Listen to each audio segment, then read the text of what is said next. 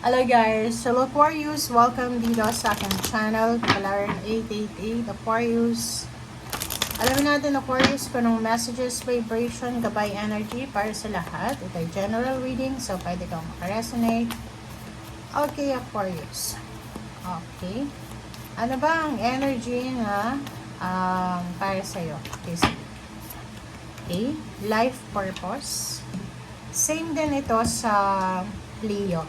So, kung may Aquarius na in a relationship sa Leo, nakikita ko sa inyo dito na pwedeng yung message na to is para sa'yo.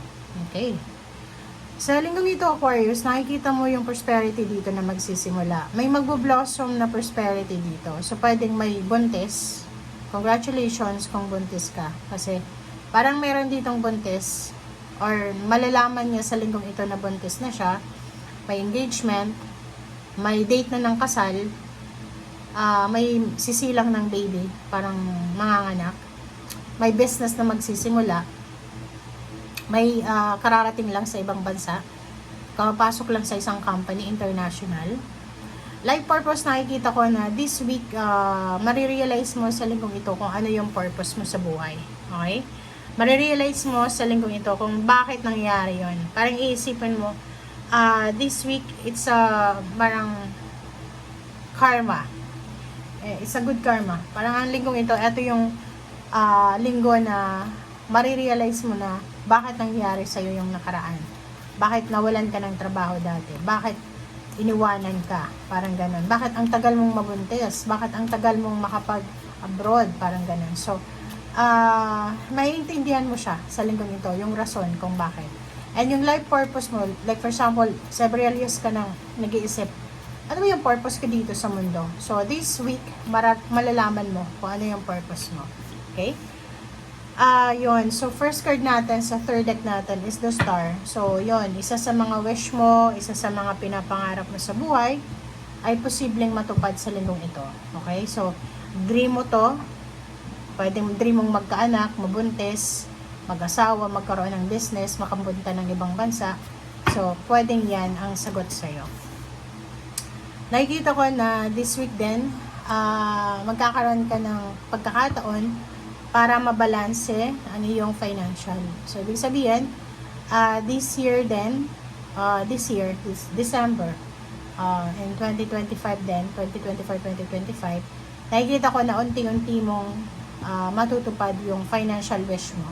So, ibig sabihin, siguro dati ang dami mong utang, financially unstable, scarcity, parang ganon, burden. But ngayon, nakikita ko na etong wish mo na to, na parang matutupad mo sa ngayon, na matagal nang naantala, na stagnant, ay tungkol sa pera na siguro hindi ka na mamumroblema sa pera, makakakuha ka ng stable and secure na trabaho, international or local man yan, relationship, parang ganon, magiging stable yung relationship.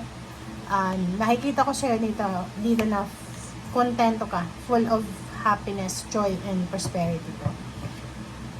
Okay. Yung iba din sa inyo dito, Aquarius, etong Ace of Pentacles is malaking bagay to kasi siya yung portal ng financial. Merong iba sa inyo dyan na ang tagal-tagal nyo nang naghihintay na ma-promote. Matagal ka na sa company pero hindi man lang tumataas yung sweldo mo, hindi tumataas yung position mo sa trabaho. But this week, isang financial portal ang posibleng magbubukas para sa'yo. Pwedeng may mga offer ng job, salary increase or higher position, or other company, or international work, or pwedeng kung ano man tong financial freedom na posibleng i-offer sa'yo. Okay? So, yun. So, expect mo na maraming balita, maraming kwento na parang makukuha ka sa linggong ito. Okay? So, kung makikita mo dito, itong Ace of Swords na to is a good news. Sinasabi na makukuha mo yung balitang ito through chat, call, or from someone. Okay. Nine of Swords. Nakikita ko yung Nine of Swords dito. Yung Nine of Swords is parang sleepless nights. Merong pagkakataon sa linggong ito na hindi ka makatulog. Okay?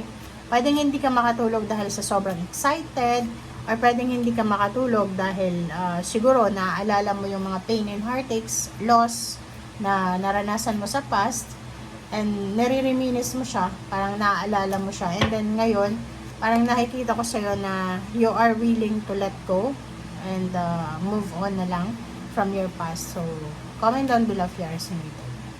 And nakikita ko sa'yo dito na makakaramdam ka din ng panghihinayang. Bakit? Manghihinayang ka kasi ang tagal mong tumambay dyan sa emotion na yan. Like for example, ang tagal mong naging malungkot, ang tagal mong naging hopeless, helpless, ang tagal mong naging negative.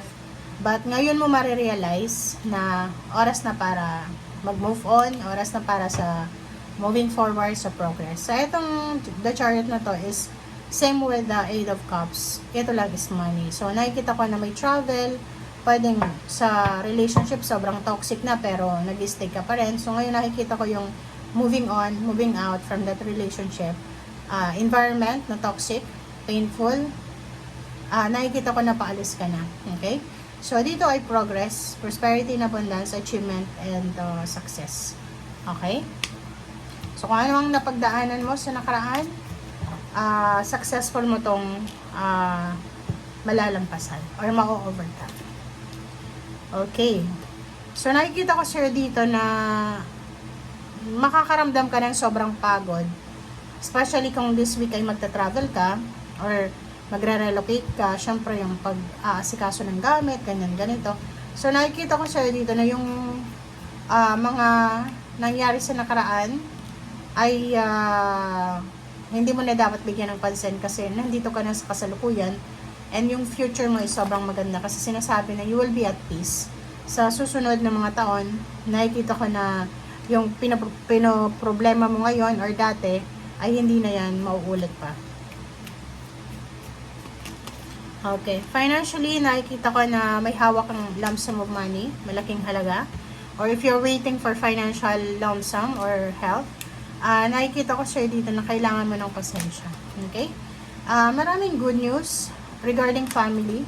So, nakikita ko sir dito na may iba sa inyo na may family reunion or family gatherings na mangyayari for Christmas siguro or pwedeng yung iba, naghihintay kayo ng budget ng pera. So, pwedeng yun, last week or last month, namumroblema ka kung saan ka kukuha ng financial na pwedeng needs ng family mo.